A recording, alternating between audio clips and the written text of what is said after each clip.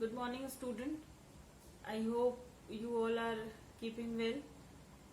आप अपना ख्याल रख रहे हैं और इस पैंडेमिक के टाइम में जो भी गाइडलाइंस हैं कोरोना से रिलेटेड उनको आप स्ट्रिक्टली फॉलो कर रहे हैं. अनफॉर्चुनेटली फिर से हम अपनी क्लासरूम से एक्चुअल क्लासरूम से दूर होकर फिर से इस वर्चुअल क्लास में आ गए हैं. But it is the reality student and we all have to accept it. है ना, सभी को ये एक्सेप्ट करना पड़ेगा. And it is the time to utilize your time at fullest. ठीक है, इसको आप जो अभी आपके पास टाइम है, आप घर पे हैं, आप बाहर नहीं निकल पा रहे हैं, इसको एक अपॉर्चुनिटी की तरह लेकर उसका फुलेस्ट यूज करना ही सही होगा इस समय. तो फिलहाल हम अपनी पहली क्लास स्टार्ट करते हैं मैथमेटिक्स की. आज से relation and function first year में आप नहीं पढ़े थे, ये चैप्टर आपके कोर्स से हटा दिया गया था. लेकिन जो फर्स्ट ईयर में हमसे छूट गया था वो ऑलरेडी हम लोगों ने क्लासरूम में डिस्कस कर लिया है. So today we will start right from the second year course. जो सेकेंड ईयर के कोर्स में है वहां से स्टार्ट करेंगे. एक ब्रीफ डिस्क्रिप्शन होगा इसको सेकेंड ईयर का कोर्स स्टार्ट करने से पहले फर्स्ट ईयर का एक ब्रीफ डिस्कशन होगा. लेकिन बेसिकली हमारा फोकस अब सेकेंड ईयर के कोर्स पर ही होगा. So let us start with the topic. So our first topic is relations and functions. Student, relation and function start करने से पहले हम मॉडर्न अलजेब्रा के एकदम बेसिक डेफिनेशन पे चलते हैं. That is definition of set. Then what is a set? A set is a well defined group of object. ठीक है, a well defined group of objects is called a set. Well defined objects means the key word is well defined.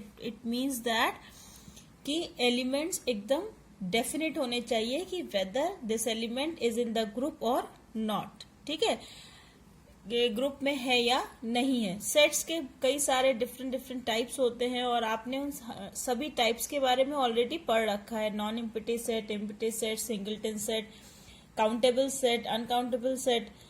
ठीक है, ये सारे types आपने set में पढ़ लिया है. तो अब हम उनको फिर से रिवीजन नहीं करेंगे, हम सीधे सीधे चलते हैं इस साल के कोर्स में. That is the ordered pair and Cartesian product. ठीक है, ऑर्डर्ड पेयर सबसे पहले हम पढ़ेंगे कि ऑर्डर्ड पेयर क्या होता है.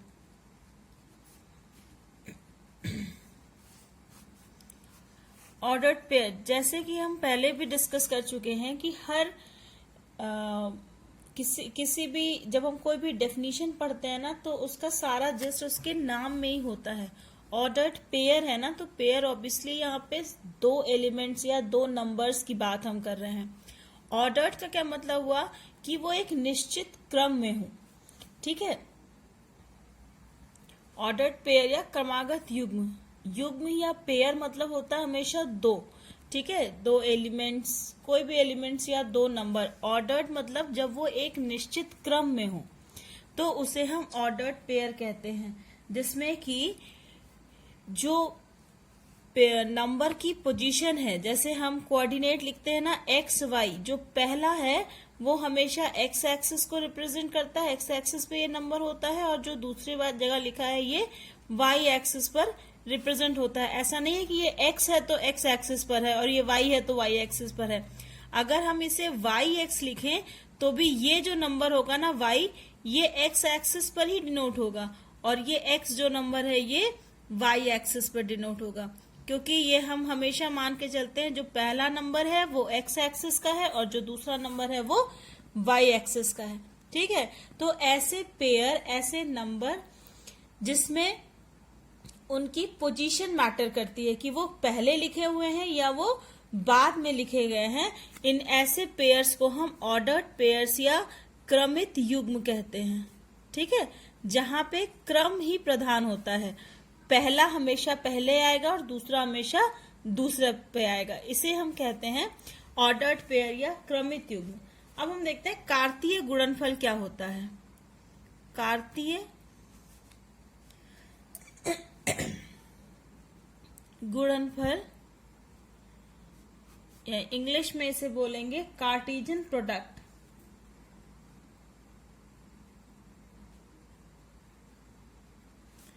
कार्टेशियन प्रोडक्ट ये क्या होता है?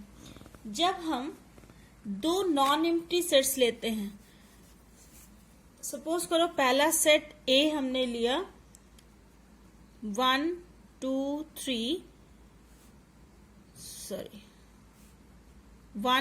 3 एंड दूसरा सेट बी लिया ए बी। ठीक है, तो Cartesian product of A B को हम लिखते हैं ए क्रॉस बी। ये इनटू नहीं है, इसको हम ऐसे पढ़ते हैं A cross B, A into B ये नहीं है।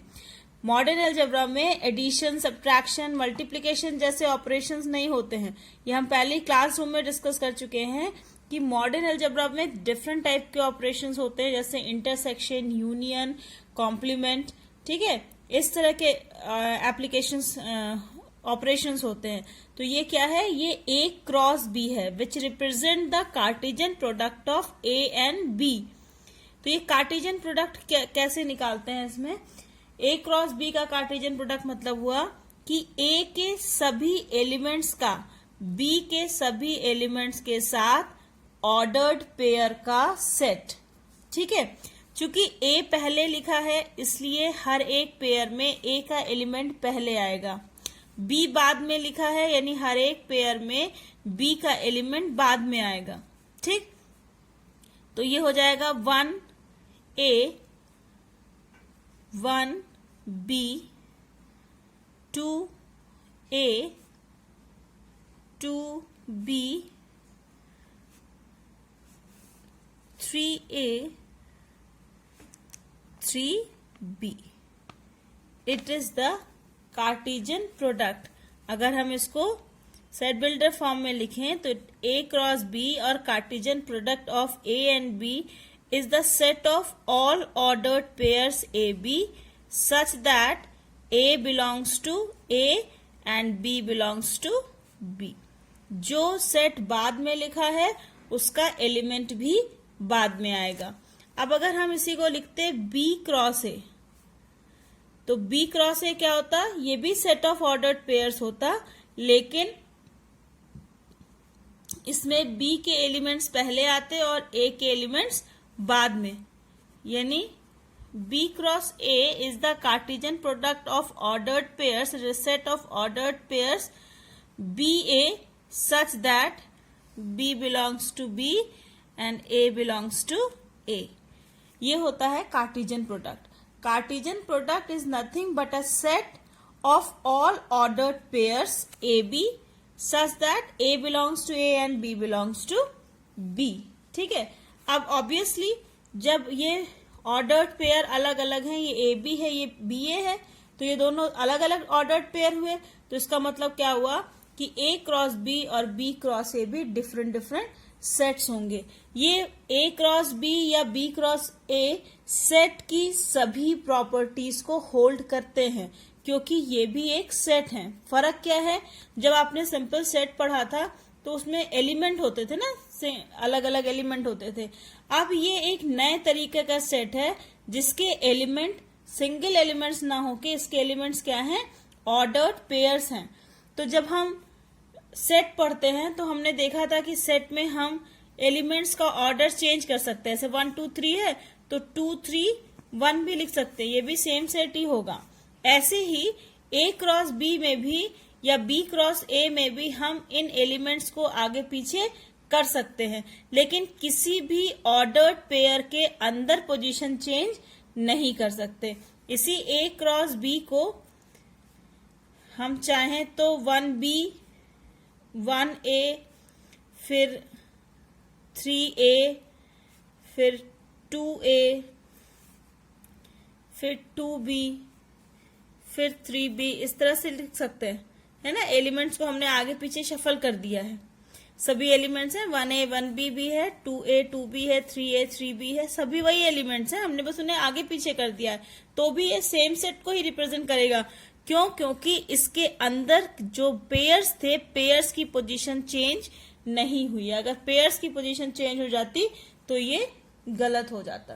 ठीक है, तो ये होता है ऑर्डर्ड पेयर। ये भी आप ऑलरेडी पढ़ चुके हैं क्लास में कि कभी भी अगर दो ordered pair A B is equal to M N लिखा है तो ये सिर्फ और सिर्फ तभी हो सकता है कि जब ए इक्वल टू एम के हो जाए और बी इक्वल टू एन के हो जाए, अदरवाइज कोई भी दो ऑर्डर्ड पेयर आपस में इक्वल नहीं होते। अगर ए में number of elements in A is equal to P है और number of elements in B is equal to Q है, तो number of elements in A cross B is equal to हो जाएगा पी इंटू क्यू। ठीक है, कितने element होंगे? P इंटू क्यू बराबर। अब देखो यहाँ पे A में कितने एलिमेंट थे? 1 2 3 और B में कितने थे? 1 2। तो यहाँ पे 3 एलिमेंट्स, यहाँ पे 2 एलिमेंट्स, तो 3 इंटू 2 कितना हुआ? 6। अब A क्रॉस B में देखो 1 2 3 4 5 6 एलिमेंट्स है। ठीक है, तो जितने एलिमेंट्स P में होंगे, जितने एलिमेंट्स Q में होंगे, A क्रॉस B में उनके प्रोडक्ट के बराबर एलिमेंट होंगे। ये सभी चीजें हम लोग पहले डिस्कस कर चुके हैं। अब हम सीधे सीधे आते हैं रिलेशंस पे कि रिलेशन क्या होता है। पहले रिलेशन समझेंगे और फिर फंक्शन।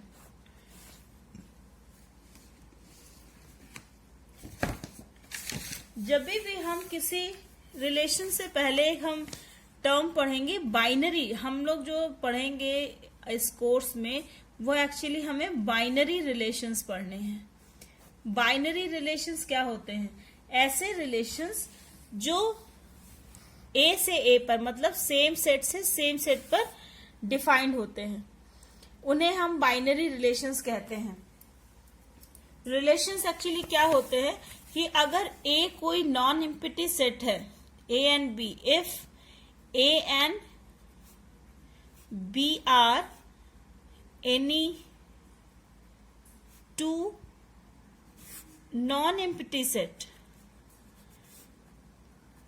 ठीक है, अगर A और B दो नॉन एम्प्टी सेट हैं तो R is defined as a subset of A cross B। Relation क्या होता है? ये Cartesian product A cross B का एक सबसेट होता है। ठीक है, subset in which the ordered pair are related with each other with a specific relation। ठीक है, R क्या होता है? किसी दो नॉन एम्प्टी सेट का अगर हम कार्टेशियन प्रोडक्ट बनाए तो उसका कोई सबसेट R ले, then R is called the relation defined on the Cartesian product of A and B। A relation R from a non-empty set A to a non-empty set B is a subset of the Cartesian product A cross B, which is derived by describing some special relation between the two elements। ठीक है, अभी इसी में जैसे हम अपना जो अभी हम एग्जाम्पल लेके चल रहे थे उसी को फिर से लें तो A इक्वल टू हमने लिया था 1 2 3 और B इज इक्वल टू लिया था हमने A एंड B। तो हमारा कार्टेशियन प्रोडक्ट क्या बना था? A क्रॉस B बना था 1A 1B 2A 2B 3A and 3B। ठीक है, अब हम इस पे एक रिलेशन R, एक सबसेट इसका लें R, such that it is set of all ordered pairs A B such that first element और second element में क्या रिलेशन है कि second element having same position, है ना, same position in English alphabet as first have in number system. क्या मतलब है इसका? कि ये उन सभी ऑर्डर्ड पेयर्स का सेट है जिसमें सेकंड पोजीशन, सेकंड पे जो अल्फाबेट लिखा है वो इंग्लिश अल्फाबेट में उसकी पोजीशन सेम हो जो कि नंबर की नंबर सिस्टम में है। जैसे अल्फाबेट में पहला है A की पोजीशन 1 है, बी की पोजीशन 2 है। ऐसे ही नंबर सिस्टम में 1 की पोजीशन पहले है, उसके बाद 2 की पोजीशन है ना। तो अब आर में हमारे कौन कौन से पेयर आएंगे? केवल 1A, क्योंकि ये नंबर सिस्टम का पहला एलिमेंट है, ये अल्फाबेट का पहला एलिमेंट है। 1B नहीं आएगा क्योंकि बी अल्फाबेट में दूसरा पोजीशन होता है और ये तो 1 ही है। 2A ये भी नहीं आएगा क्योंकि नंबर सिस्टम पे ये दूसरी जगह पे आता है और ये अल्फाबेट पर पहली जगह पर। 2 और B ये आएगा क्योंकि 2 नंबर सिस्टम में दूसरी पोजीशन पे और B अल्फाबेट में दूसरी पोजीशन पे। अब 3A और 3B भी नहीं आएगा। तो इस तरह से आप देखेंगे कि R एक सबसेट हुआ ना A क्रॉस B का। R is a subset of A cross B. Then this R is known as the relation defined on the Cartesian product of A and B.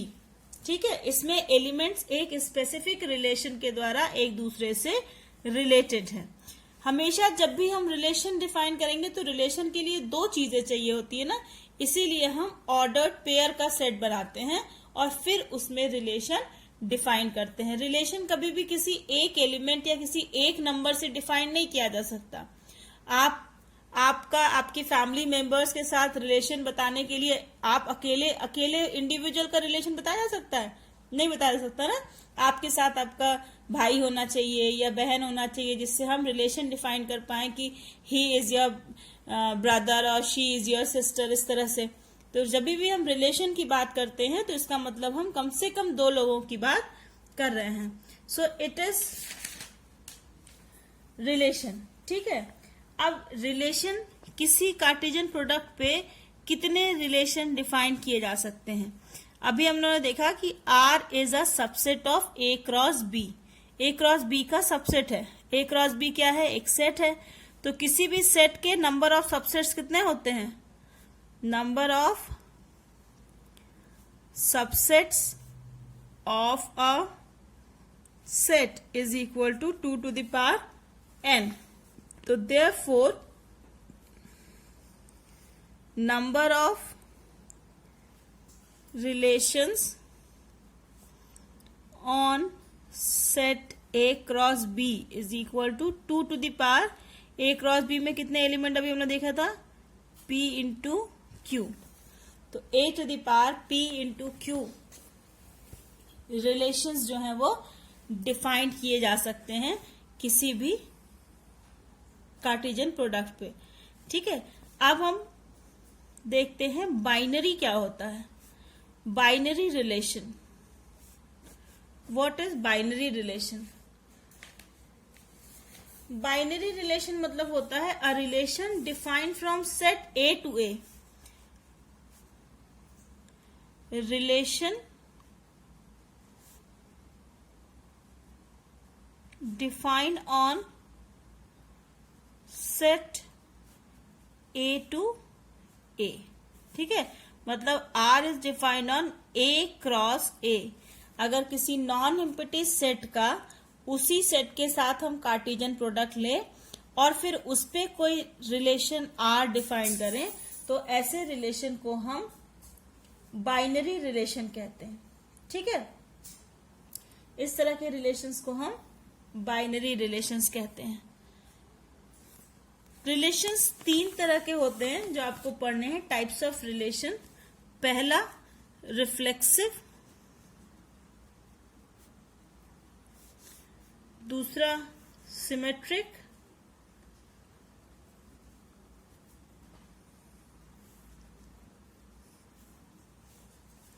और तीसरा ट्रांजिटिव।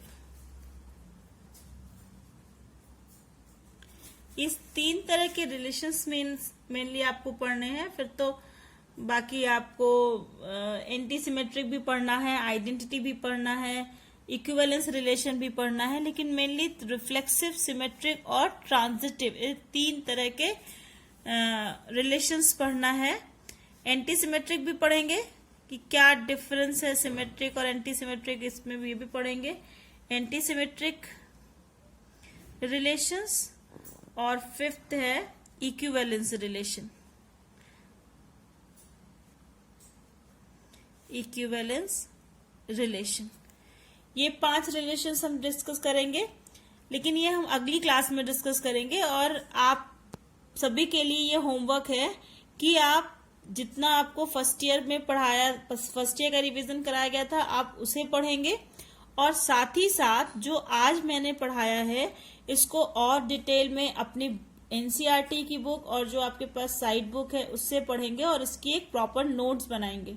ठीक है, और सारे डेफिनेशंस के साथ एक प्रॉपर नोट्स बनाएंगे। और ये जो तीनों रिलेशंस मैंने बताया, रिफ्लेक्सिव, सिमेट्रिक और ट्रांजिटिव, एटलीस्ट इसकी डेफिनेशन पढ़ के रखेंगे। इससे क्या होगा, जब हम नेक्स्ट क्लास में इसे एक्सप्लेन करेंगे then it will be easy for you to understand the things. Okay बच्चों, ये थोड़ी नई चीज है आपके लिए, so give it some more time. थोड़ा ज्यादा समय इसको देना पड़ेगा आपको, थोड़ा सा ज्यादा अटेंशन देना पड़ेगा, थोड़ा सा ज्यादा टाइम देना पड़ेगा। एंड बिलीव मी, फिर ये आपको बहुत इजी लगेगा।